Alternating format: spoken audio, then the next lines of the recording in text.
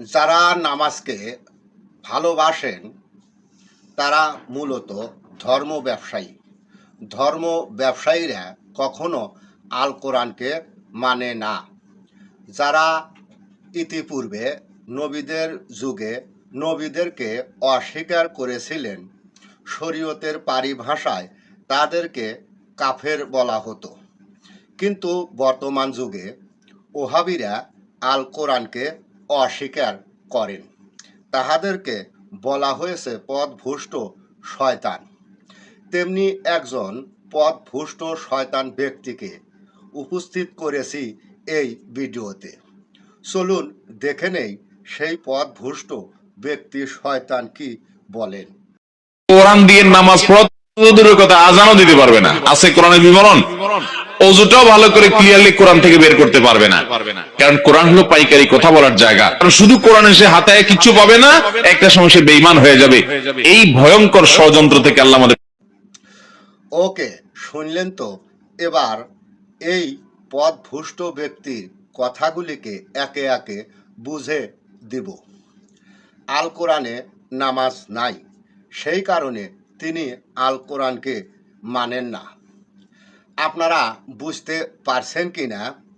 নামাজ আল কোরআনের হুকুম নয়। এবার আসি আজান বিষয়ে। তিনি বলেছেন আল কোরআনে আজান নাই। তাহলে দেখে নেই আজান বিষয়ে আল কোরআন কি বলেছেন। সূরা তৌবা আয়াত নম্বর ৩।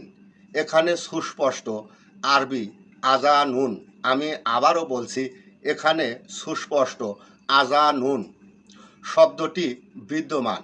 এর অর্থ হল ঘোষণা বা বিজ্ঞপ্তি।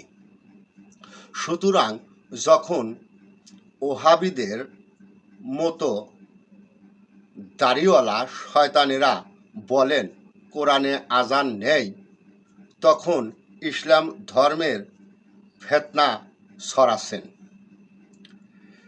সে মূলত আল্লাহর কালামকেই অস্বীকার করেন।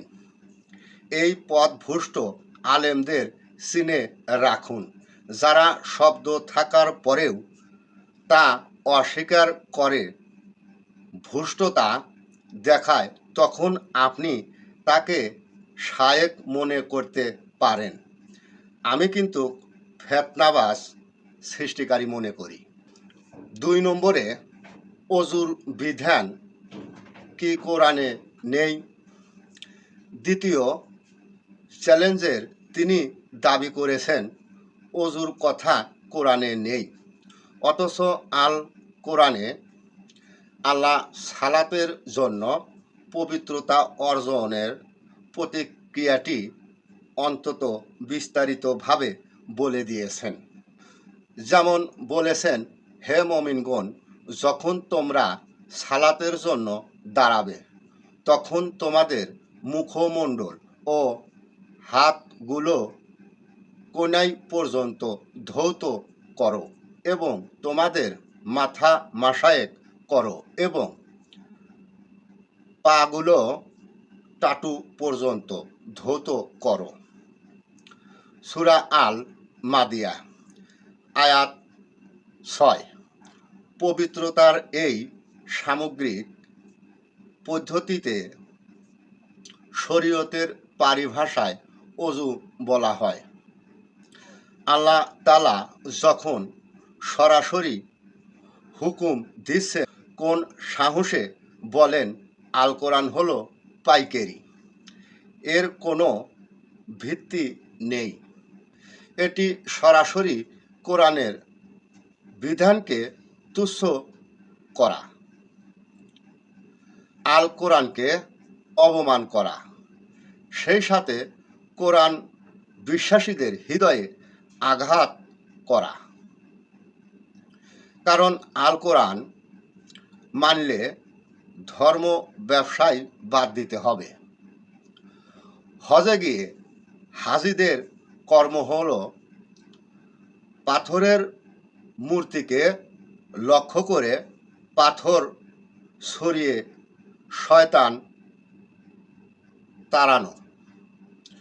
আর মুমিনদের হজের কর্ম হলো বাংলাদেশ থেকে আলেম নামক জ্যান্ত শয়তানকে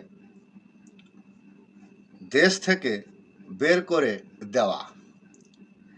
আপনি যদি আল কোরআনকে বিশ্বাস করেন, আপনার হজ কায়েম হয়ে যাবে।